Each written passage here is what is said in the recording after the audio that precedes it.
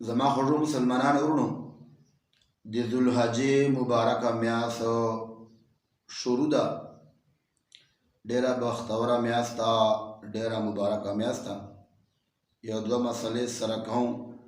ټولو مسلمانانو ته ګزارش ده چې دا په توجه سره واوري او مخته یې شیر کړي چې نور مسلمان له دې نه فایده واخلي.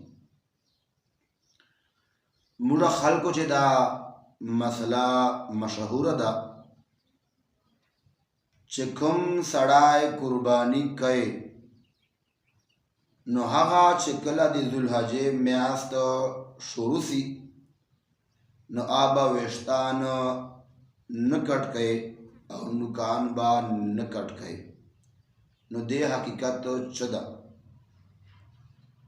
نو زما خوږو مسلمانانو ورونو، بالکل دا خبره یو لحاظ سره صحیح ده چې کوم مسلمان قرباني کوي، که ښځه او که سړی، نو هغې ته پکار ده چې کله ذوالحجې مبارکه میاشت شروع سي نو دا د خپل نوکان نه کټ کوي، دا د خپل ویښتان نه کټ کوي. دا مستحب عمل ده، ښه عمل ده او د ثواب ده. خو که زما عزتمندو مسلمانانو ورونو چېرته مجبوري راشي، مثال کې چې کوم زیر ناف لاندې ویښتان دي یا چې کوم ترخانو لاندې ویښتان دي او دغه په دغو ورځو چې غټ سي، نو بیا دو ویښتانو کټ کول دا ضروري دي، لازمي دي. بیا به کټ کیا او که نه دی کټ کول نو ګناه دې کېږي. زما خوږو مسلمانانو ورونو، موږ خلکو یوه مسله اورېدلي خو حقیقت ته یې نه یې تلي، حقیقت نه نه یې خبر. ویښتان نه کټ کول او نوکان نه کټ کول دا نه فرض ده او نه واجب ده، دا مستحب عمل ده، ښه عمل ده.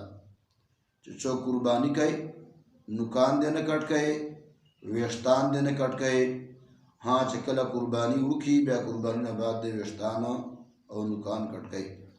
خو که چېرته مجبوري سله نو هلته چې کوم دي بیا کټ کول ضروري دي. مثال کومه خبر ما ته وکړه چې کوم زیر ناف ویښتان دي یا نوکان دوره غټ دي چې مطلب د خوراک چې خلل جوړیږي، نو بیا دو کټ کول چې کوم دي ضروري دي. دا یو مستحب عمل ده، ښه عمل ده. که وی کې ثواب ده، ښه کار ده، او که نه وی کې ګناه نسته.